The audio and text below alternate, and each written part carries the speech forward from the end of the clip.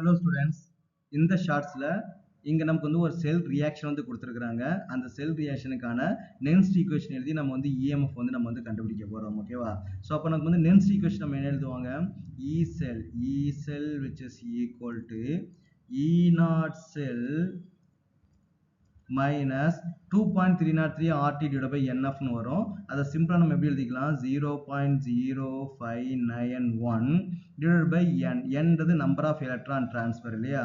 அப்போ நமக்கு என்ன log of product ஓட concentration divided by நமக்கு என்ன reactant ஓட concentration நமக்கு வந்து தேவை. Is it correct? அப்போ நமக்கு என்ன தெரியணும்? எது product எது reactant நமக்கு வந்து தெரியணும். Is it correct? இங்க நமக்கு என்ன கொடுத்துருக்காங்க? மெக்னீசியம் வந்து மெக்னீசியம் 2+ நமக்கு வந்து ஆக்சைஸ் ஆயிருக்குது. அப்போ மெக்னீசியம் நம்ம என்ன இருக்குது? மெக்னீசியம் 2+ நமக்கு வந்து ஆக்சைஸ் ஆயிருக்குது.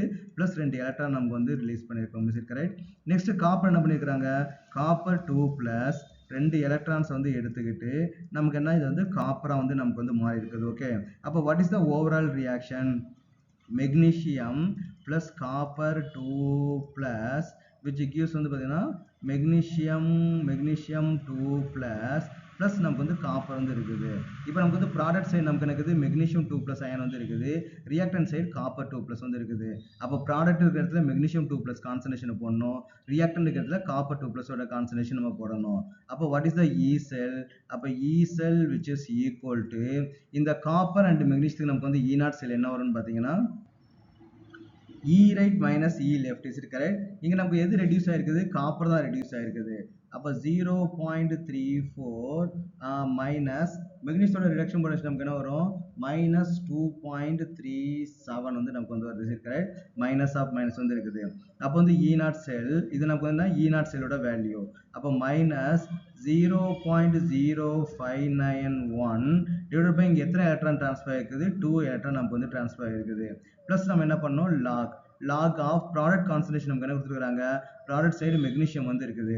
அப்போ மெக்னீசியோட கான்சன்ட்ரேஷன் 1 × 10⁻³ டிவைடட் பை காப்பரோட கான்சன்ட்ரேஷன் 1 × 10⁻⁴. அப்போ இந்த ரெண்டையும் நம்ம வந்து சால்வ் பண்ணும்போது நமக்கு வந்து என்ன ஆன்சர் கிடைக்குது? 2.71 minus 0.02 இன்ட்டு நமக்கு என்ன கிடைக்குது? இது 10⁻⁻⁴ இருக்கு இல்லையா? மேலே போச்சுன்னா +4 வந்து மாறும். அப்போ என்ன வரும்னா log 10 வந்து வரும். log 10 ஓட வேல்யூ நமக்கு வந்து 1. அப்போ அந்த ரெண்டையும் நீங்கள் வந்து சப்ராக்ட் பண்ணீங்கன்னா you will get that answer. So 2.68 volt is the answer.